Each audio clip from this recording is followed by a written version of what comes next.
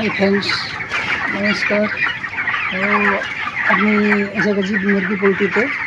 আপনাদেরকে আমি সামনের ক্যামেরা করে দেখাচ্ছি।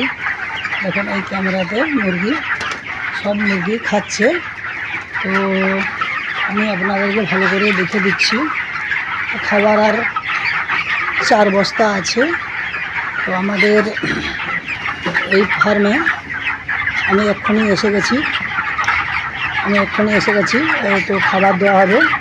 তো বরাবর একটা কথা বলি আপনাদেরকে বরাবর একটাই কথা বলি যে এই যে স্প্রে মেশিন, এই হচ্ছে ব্যাটারি চালিত স্প্রে মেশিন।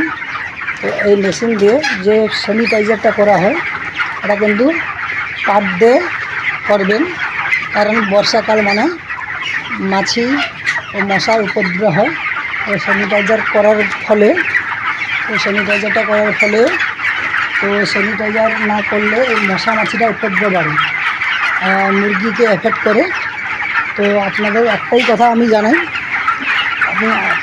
একটাই কথা জানাই যে এদের যদি বডি ওয়েট যদি পেতে যাও তো মাছি মশা থেকে মুক্ত করতে হবে। তো আমি এসে গেছি আমার ফার্মে। দেখুন, তো একটাও বি মাছি নেই, একটা বি মশা নেই। তো এই নিয়ে আমার ভিডিওটা করা আজকে উদ্দেশ্য। তো এই যে মাছি মশা থেকে দূরত্ব না রাখলে তাহলে হবে না।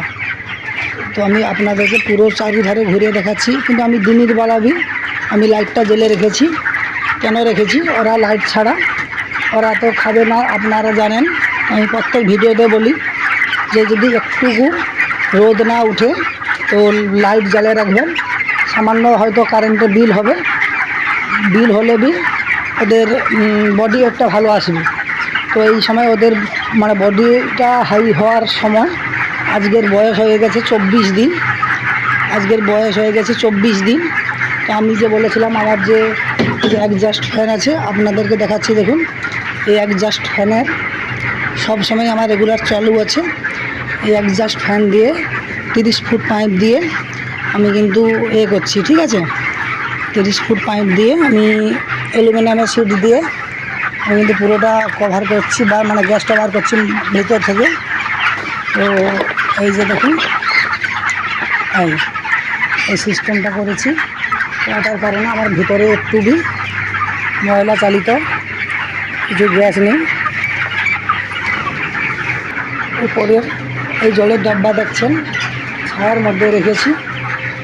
আর ওধারে একটা ট্যাঙ্কি আছে 500 লিটার, তার কাছ থেকে কাটিং হয়ে জল আসে এখানে। 200 লিটার জল এটাই ভরা হয়, যেটা রেগুলেটর করা হয়ে আছে।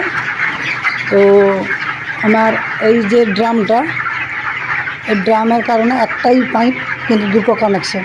যেহেতু আমি মিস্ত্রি আছি, এটাই আমি জানি যে একটা পাইপে কি করে দুটো কানেকশান করা হয়। আপনাদেরকে আমি এই কথাটা বরাবরই জন্য বলি যে আমি সিঁড়িতে উঠছি এখন।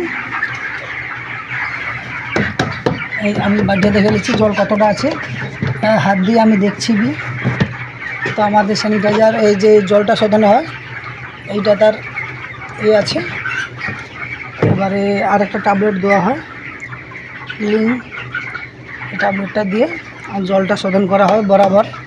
জলটা শোধন না হলে খাবে না, আর জল শোধন ছাড়া খাওয়ালে পেটে তাহলে অসুখ আসতে পারে, ঠিক আছে।